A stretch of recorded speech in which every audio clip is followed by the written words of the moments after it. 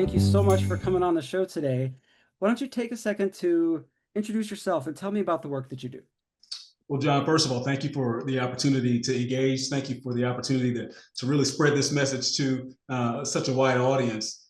I have the privilege and pleasure, have had the privilege and pleasure for the last 17 years or so to lead efforts around equity, inclusion, community engagement, really helping people in communities who may not have a voice or who may not have had enough of a voice or allowed enough voice to be and bring their best selves every day. And sometimes that's in the context of their workplace efforts. Sometimes it's in the context of community outreach and strengthening partnerships across sectors. And so, again, have been doing this work for now 17 years. I love it. It's challenging. As we all know, it's challenging at the moment, but I think we have an opportunity through this conversation to continue to tell everybody about why this is good, important work.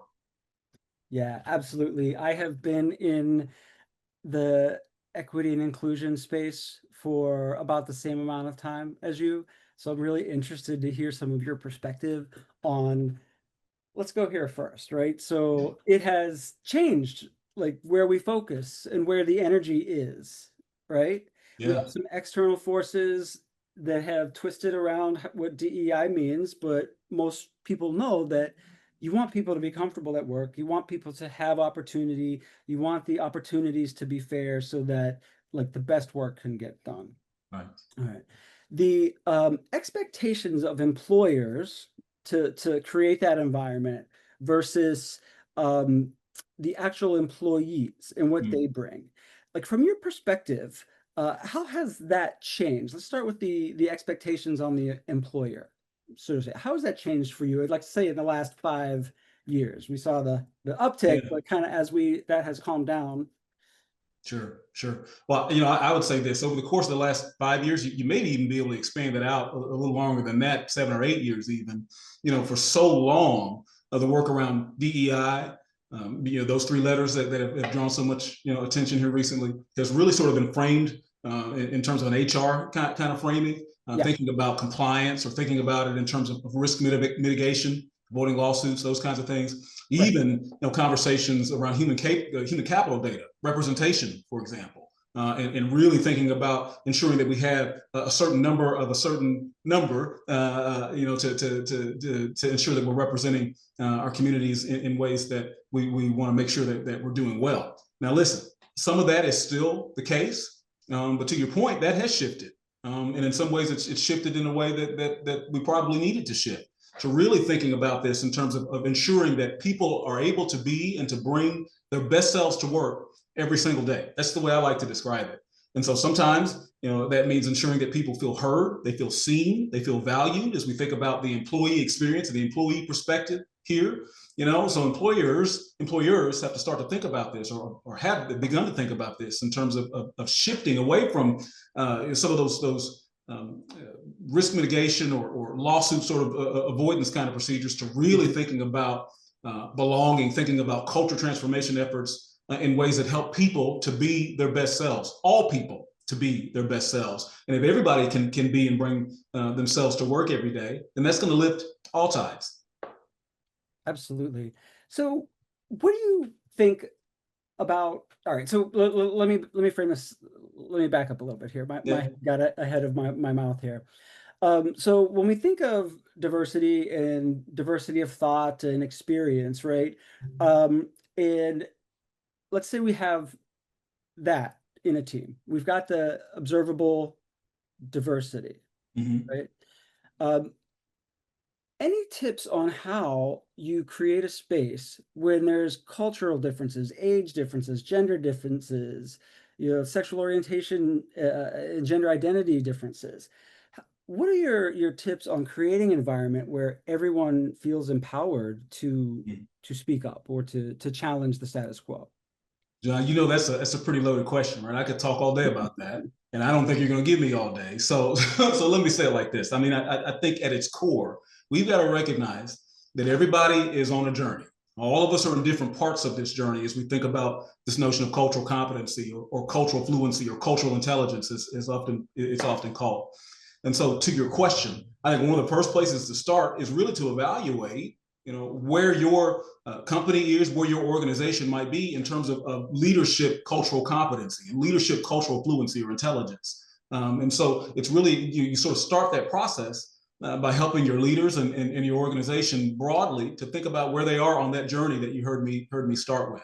And as we then evaluate where one person may be, or where one leader might be, or where one leadership team might be, then we can start to really be surgical in terms of how we address those challenges and how we address whatever gaps might exist. I mean, ultimately, I often say this, and you'll hear me say this repeatedly, if we can ensure that we're creating an environment, creating an opportunity for people to be their best self, to do their best work. Sometimes doing their best work means giving them the opportunity to have, or recognizing they may have, for example, caregiving challenges, whether that be with a parent or a child, and ensuring that they have an opportunity to sort of navigate around that. That may help that person be their best self. Another person may have, may be differently able and may need some other accommodations in order for them to show up in the way that they feel like they can be their best selves. And so, recognizing that and equipping leaders across the organization with the tools and the resources to be able to recognize that, to be able to recognize some of the challenges that they may have in themselves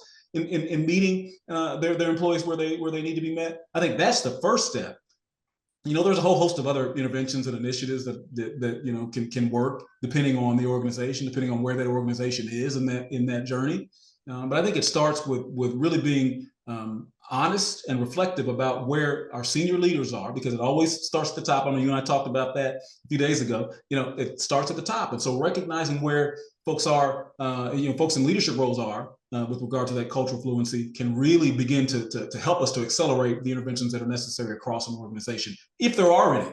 I don't want to necessarily presume or sort of make that diagnosis that there's something wrong with every organization. I would posit that there's challenges everywhere, and that there are opportunities to do and to be better everywhere. And so my process always begins with really helping organizations to navigate that and figure out where they are on that journey, and then we can go from there. So shine a light on the current state, so you know where to focus the energy. Absolutely.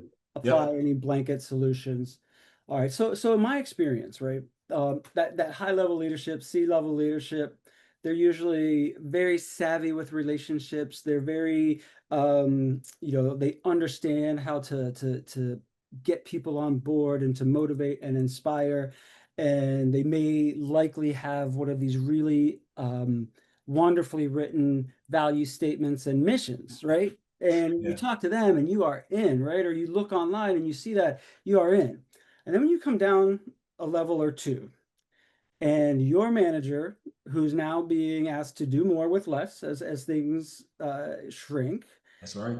They may not yet have a understanding of what cultural competency is, but they know that it's a hot topic right now, right? Mm-hmm. So they're under pressure to produce and to lead a team. They may not yet know or even have any idea where to start. And when you step out and you look at what happens when people say something that's wrong or insensitive or viewed way differently than maybe the intention was, I've seen leaders back away instead of lean in, because to lean in is not safe. And to do this work in front of everybody as a leader or as a new leader can be really scary. How would you handle an intervention or a connection with a leader that wants to do the right thing, but is afraid that one misstep in front of the team may have them canceled and out the door? John, it's one of the things that I think is so critical to the success of these efforts, particularly in times like this. You heard me say, a few minutes ago, that everybody is in a different place on what I call this inclusion journey. Sure. And so to that point, you've got a leader who's struggling, or a leader who is, a little bit cautious, or a little bit, dare I use the word scared even, to say the wrong thing, as you said. I think you start to mitigate that if you can begin this process of, start this process by helping them to understand and helping the organization to understand that everybody's on a different part of the journey, and that sometimes on that journey, we're going to say things that maybe come out the wrong way, or we're going to do something that maybe could be perceived in the wrong way, but that doesn't necessarily mean that that is the end of your journey. And so it's so critical. It's so critical. It's almost foundational for me that organizations, that leaders of all types understand that we're in different places. I've been doing this work, you heard me say, for 17 plus years now. I don't consider myself anywhere near an expert. So how can I expect someone who doesn't practice this work in the same way I do every single day to do it in a way that, where they're flawless or where they make no mistakes? None of us are in a position where we are perfect. And so again, I think it's really, sort of level setting with senior leaders at an organizational level, broad organizational level, that all of us are in different parts on this of this journey, that we cannot be so paralyzed by fear that we, sort of lose sight of the forest here and what we're trying to accomplish. And so I don't know that answers your question specifically. I mean, I think it's a challenge across individual leaders. And so, I would address that leader, with what I just said, that all of us are in different places, and that, none of us are perfect. It's about what we do from this point forward versus, right, looking back, and what we may have said that didn't land the way we wanted to. Yeah, it's a complex question, and you did, I do like your answer. And I was curious because this is a point that I saw a lot in my experience, was that when it got to be high stakes, uncertain managers would like approve a committee and say they did it, but they're like, they can kind of have a safety net of being one step back. I'm an executive coach, right? And that one-on-one private area is where I've seen the needle move a little bit. And then emotion skills, like, so people could understand why this feels so challenging to understand, or why it's so hard when you get feedback that is against your own view of yourself, right? Yeah. I'm a good person, and you're coming to me saying I just said something that hurt or that stung, right? These are challenging things to. Well, I mean, you're exactly right. I think part of the challenge with the work around equity and inclusion has always been this really sort of undercurrent of feeling uncomfortable, or feeling scared, or feeling apprehensive, or being unwilling to really push past that difficulty, or that uncomfortable feeling that all of us feel, even those of us who are practitioners of this work, I would say. And so I think that's been part of the challenge. The only way, dare I say, the only ways to continue to move forward in these challenging environments, in these challenging times, is to try to do everything that we can to bust through that, everything that we can to try to make the connection for leaders, for people across sectors, make that connection to why this work matters, to why it's important beyond our own sort of individual challenges, and why it makes sense for the communities that we serve, why it makes sense for the stakeholders that are so important to us, why it makes sense for our shareholders. I mean, I think sort of making those connections can help people to navigate around some of those personal challenges. Now, at the end of the day, because I know what you're probably thinking, at the end of the day, we still have to do the work on ourselves. I'm not dismissing that. I mean, I think that's totally key. And to your point around sort of the individual coaching that happens with people, I often tell people, we got to do the work on ourselves first before we can serve others. What is that? Put your own oxygen mask on first. Is that how it goes? Yeah. I think that's absolutely right. But at the end of the day, we are serving stakeholders of various types, no matter what sector you're in. And so making that connection to why it's important that we, in the way that we serve them, I think can help to accelerate some of this work too, I think. Yeah, there's such an important human element to this work, right? Because we're connecting and empowering people to connect to humans that are very different from us. And difference itself can feel scary until that relationship is built, that trust is built, and you know it to be different. And you realize there's usually this aha moment when you realize, like, oh, there's more about us that's similar than different, even though coming into this, all I saw was the difference, or all I could see was the difference. John, you hit words. I gotta say this, and then I'll be quiet.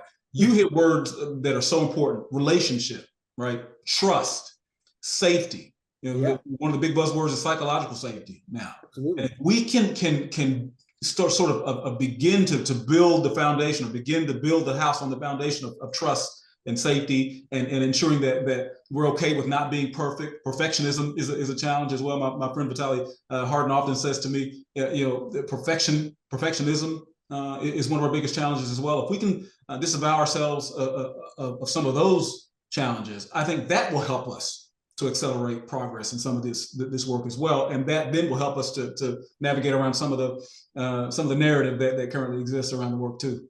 Yeah, no, I love that. And I feel like psychological safety is like an umbrella term, but it is the underpinning of the work that I try to empower leaders with, like as a goal, because there's opportunity or lost opportunity, right? When you might have the most brilliant people sitting around the table from all different backgrounds, but they don't feel empowered to speak up. Yeah. I want to shift the conversation a little bit because this is very human-centered work. And I would argue, I've said it before on this podcast, that this is a very, very important time to be good at being a human being. And when I say that, what I mean is to understand your emotions and what drives your behavior and whatnot. But artificial intelligence is an undeniable presence that is impacting the economy, energy, our work. There's a lot of promises, and then we're starting to see some things that we didn't expect, like people like having a psychosis based on conversations that they're having with AI. As I work with leaders and talk to leaders, innovation in this moment, right, is so important. AI can innovate to a degree, but they have not been able to capture like that human component, like to make those connections that we do. Yeah. Can you help me understand the case and the importance of the cultures that you try to create with your clients to innovation and the solutions that are going to help us tomorrow? I think this is a great direction to take the conversation, right? Because listen, I think innovation. Everybody wants new ideas, right? Everybody wants better ideas or faster adoption, or products that stick is the way that I say it. I think for me, inclusion is an input. Innovation is an output, right? So to innovate, to get to those new markets, to design those new products, or get to that quote unquote big idea, doesn't come from magic. It comes from the outcome. It's the outcome of better inputs like inclusion. Inclusion changes the quality of those outputs. That's what I tell my clients. And so the connection to all of this, whether you talk about artificial intelligence or you talk about hiring good human beings, we've got to make sure that we're thinking about the inputs that are going into this product that we're trying to design, or the people that we're trying to empower, or the communities that we're trying to serve. Are we inputting, or do we have the best inputs that we can get, right? And sometimes those inputs mean they're going to look like and sound like people that are different from us. They're going to look and sound like ideas that are different than ours, so that we may not necessarily fully agree with. But that's how we get to the magic of innovation. Does that make sense, John? Does that answer your question? It really does. It makes sense. I think it answers part of the question. Right? So how do we get there, right? How do we create that in every little microcosm of a team that exists within companies, even with the best missions and the best intentions, right? Like it's still a challenge. Where does personal accountability come into play? So we're talking about the work, but where does somebody, if you're sitting there and maybe you're the only person like you, for whatever diversity element that you want to pick, right? What's the personal accountability for the person who is different than everybody else on some level in those situations? That's a really good question, and it's a really challenging question, because one of the things that practitioners across sectors who do this work will tell you, we want to be very careful about putting the onus on those that are marginalized, those that have been traditionally left out of some of these conversations, and I absolutely believe that. But I will also say, that said, I will also say this: there are times when you've got to have sort of the courage, so to speak, to challenge the status quo, the willingness to sort of engage and to lean into being uncomfortable. We talked about that earlier, right? Leaders are uncomfortable when it comes to some of these conversations. Heck, all of us are in some ways, particularly given this current, external environment. But none of that sort of absolves us of the responsibility to speak up on both ends, on both sides of this, right? I think it's really incumbent upon us as individuals, certainly as practitioners and as leaders of this work, to ensure that we're challenging people to always ask the question, who's not in the room, for example, or what ideas are not, what ideas are going unsaid? What's not being said that really needs to be said? What's it going to cost us if we get this wrong, right? I think those are easier questions for people to sort of take away, that kind of takes the onus on some of that, or off that personal feeling and personal challenge, and really puts it, sort of towards how do we create better products, or how do we create better environments for people. So if we can sort of think about it in terms of asking those questions, who's not in the room, what ideas are not being said, what's going to cost us if we get this wrong, I think that will help. That will help leaders, that will help, the individual who's in the room, who may be the only person who's in that room, right? I have a quick story to tell you that sort of connects to that. A couple of lives ago, I won't say the company that I was working for, probably not hard to figure out, but I was literally the only in the room, the only Black male in the room. And we're talking about sort of the people-centered or people-centric kind of solution that we were working on in terms of creating an environment where people feel like they're heard and seen, valued, all those kinds of things. I won't get into too much of the specifics, but I was the only person in the room that was talking about or sort of being tested against a solution that ostensibly was being created to try to help create environments where there were more people in the room that look like me, if that makes sense. And I will tell you, because this was a number of years ago, it was tough. I recognize we're there's some things that we're missing here. There's some voices that we're missing.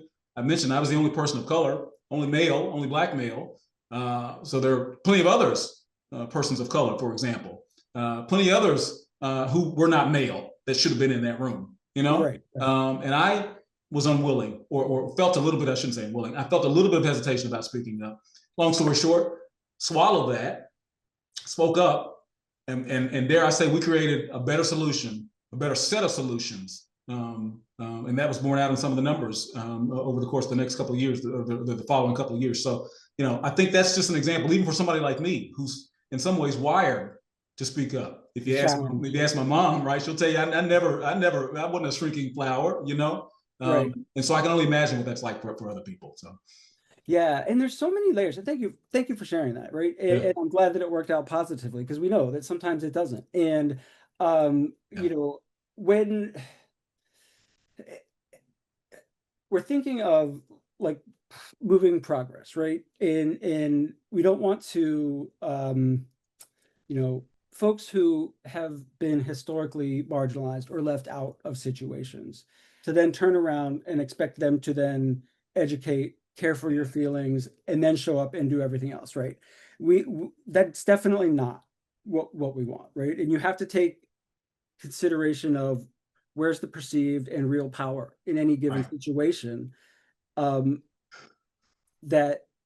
the question behind the question, tell us what you think. And then you're thinking, wait, are they thinking that if I, Chris, speak up as the only Black person here, that then it means it's okay for every Black person everywhere? No, I mean, that's ridiculous. Right. But is it a step closer to where you want to be, or not? It's a really challenging space, right?